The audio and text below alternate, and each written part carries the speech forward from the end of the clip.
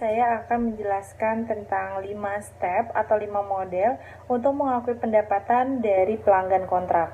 Langkah yang pertama di sini ada mengidentifikasi kontrak dari pelanggan, di mana ini yang dimaksud adalah kontrak biasa atau dari kombinasi kontrak. Lalu langkah yang kedua adalah mengidentifikasi kewajiban pelaksanaan yang terdapat dalam kontrak. Langkah yang ketiga adalah menentukan harga transaksi. Apakah harga transaksi masuk ke harga transaksi dialokasikan ke kewajiban pelaksanaan ke-1 atau harga transaksi dimasukkan atau dialokasikan ke kewajiban pelaksanaan tahap 2. Lalu, langkah yang keempat adalah mengalokasikan harga transaksi ke kewajiban pelaksanaan dalam kontrak. Dan langkah yang kelima adalah mengakui pendapatan ketika entitas menyelesaikan kewajiban pelaksanaan. Lalu kita mau bahas yang pertama dulu, atau langkah yang pertama adalah mengidentifikasi kontrak dengan pelanggan. Di sini kontrak dengan pelanggan itu kita bisa tulisan maupun lisan. Nah, di sini ada kriterianya di mana dapat dipaksakan pelaksanaan hak dan kewajibannya. Lalu para pihak dari kontrak telah menyetujui kontrak dan berkomitmen untuk melaksanakan kewajiban mereka masing-masing. Terus yang ketiga adalah entitas dapat mengidentifikasi hak setiap pihak mengenai barang atau jasa yang dia alihkan. Yang berikutnya adalah entitas dapat mengidentifikasi jangka waktu pembayaran barang atau jasa yang dapat dialihkan.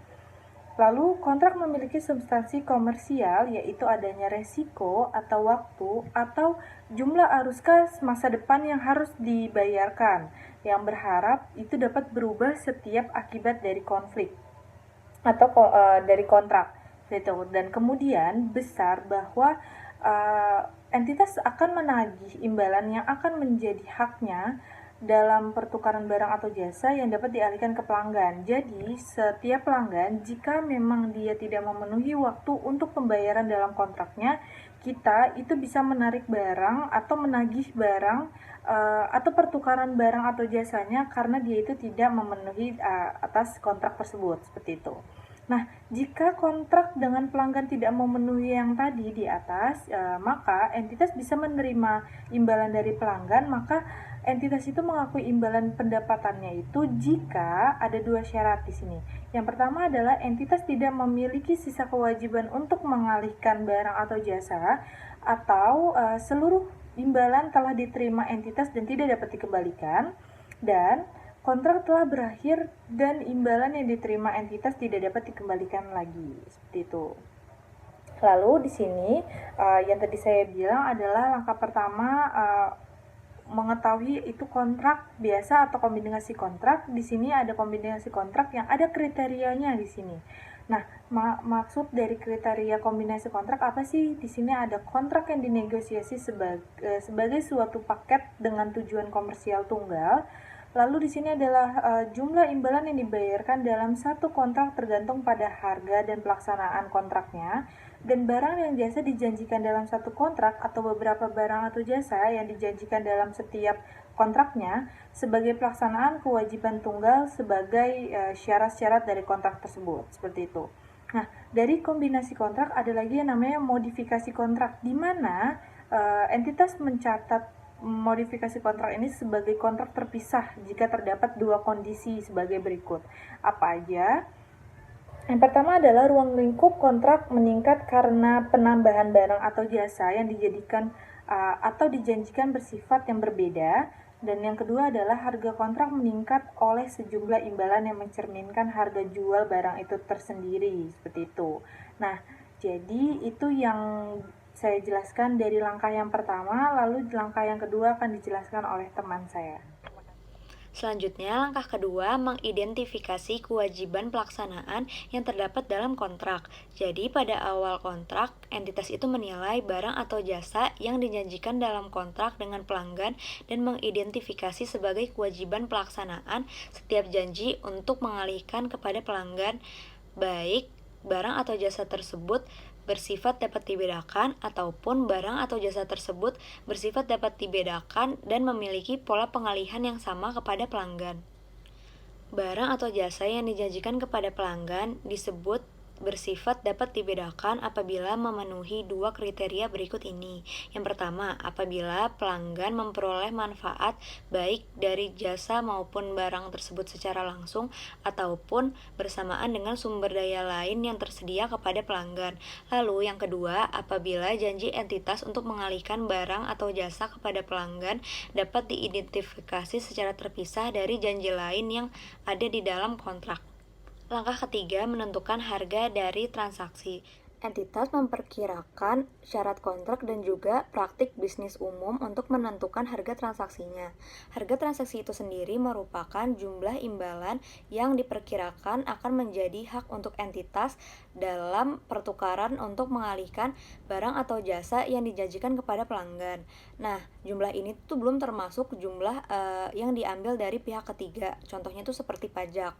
Nah, terus imbalan yang dijanjikan dalam kontrak dengan pelanggan dapat mencakup jumlah tetap, jumlah variabel, ataupun keduanya.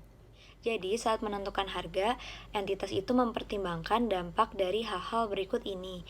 Yang pertama, variable consideration. Yang kedua, constraining estimate of variable consideration. Yang ketiga, the existence of significant financing component. Yang keempat, non-cash consideration. Dan yang kelima, consideration payable to customer.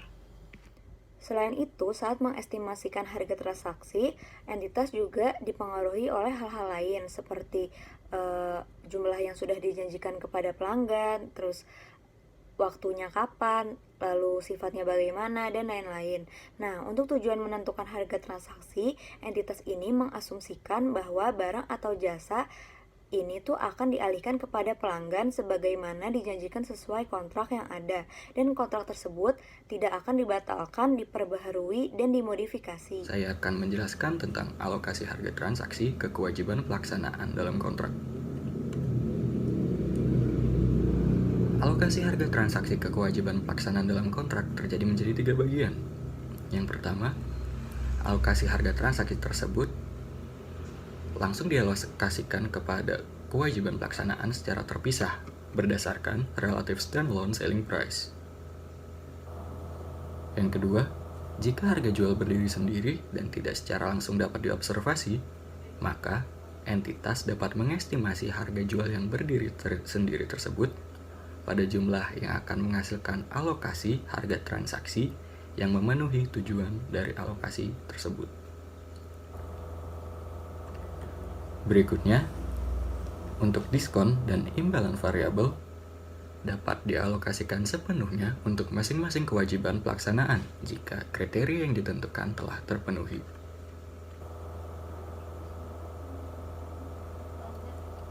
Setelah alokasi harga transaksi, di sini saya akan membahas pengakuan pendapatan selama entitas menyelesaikan kewajiban pelaksanaan. Entitas dapat mengakui pendapatan selama entitas memenuhi kewajiban kinerja dengan mengalihkan barang atau jasa yang dijanjikan, yaitu aset, kepada pelanggan. Lalu, untuk aset akan dialihkan selama pelanggan memperoleh pengendalian atas aset. Pengakuan pendapatan terbagi menjadi 2, yaitu pendapatan diakui pada waktu tertentu atau at a point in time, dan pendapatan diakui sepanjang waktu atau overtime. Khusus untuk overtime, jika tidak memenuhi kriteria overtime, pendapatan diakui pada saat pengalihan pengendalian.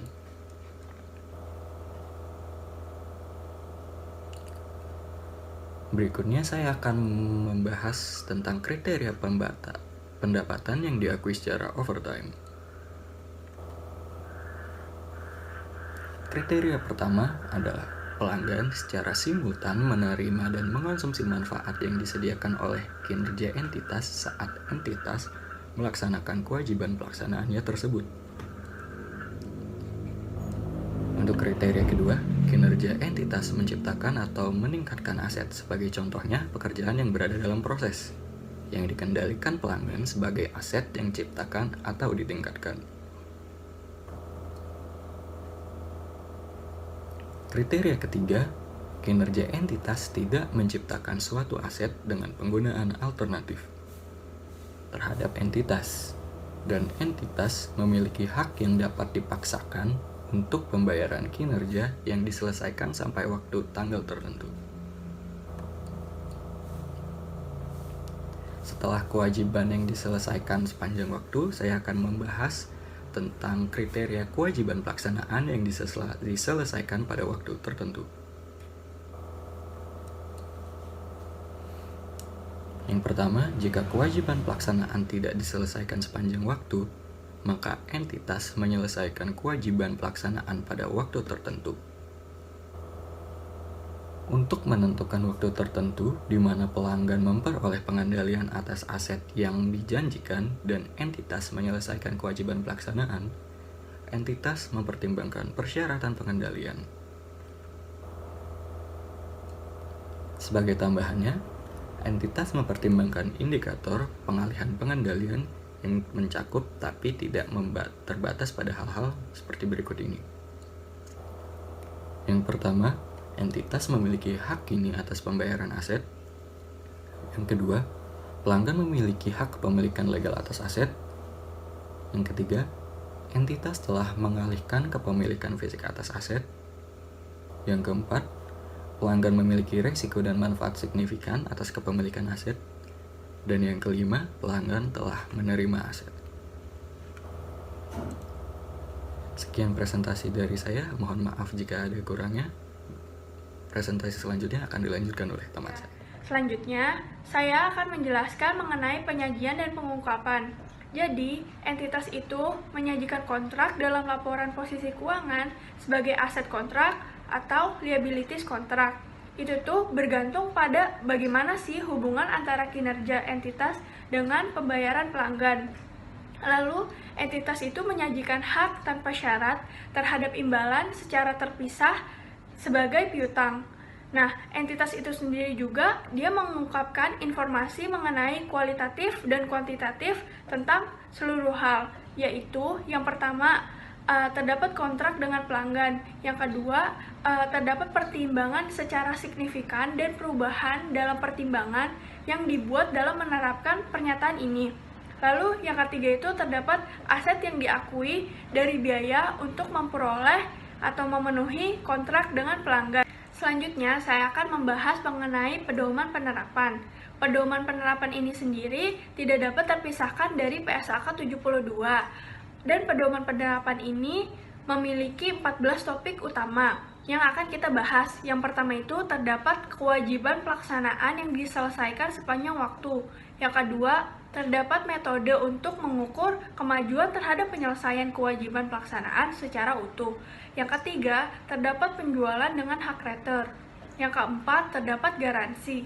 Yang kelima, terdapat imbalan prinsipal dibandingkan dengan agen. Yang keenam, terdapat opsi pelanggan untuk tambahan barang ataupun jasa. Lalu yang ketujuh, terdapat hak pelanggan yang tidak dilaksanakan. Lalu yang ke-8, terdapat biaya yang dibayar di muka yang tidak dapat dikembalikan dan beberapa biaya terkait. Lalu yang ke-9, terdapat lisensi. Lalu poin ke-10, terdapat perjanjian pembelian kembali. Lalu yang ke-11, terdapat pengantaran konsinyasi. Lalu yang ke-12, terdapat penerimaan pelanggan. Dan yang ke-13, terdapat pengungkapan pemisahan pendapatan. Lalu di poin terakhir, terdapat pengaturan bill and hold. Selanjutnya, saya akan menjelaskan mengenai tanggal efektif dan ketentuan transisi. Jadi, entitas itu menerapkan PSAK 72 ini untuk periode tahun buku yang dimulai pada atau setelah 1 Januari 2019.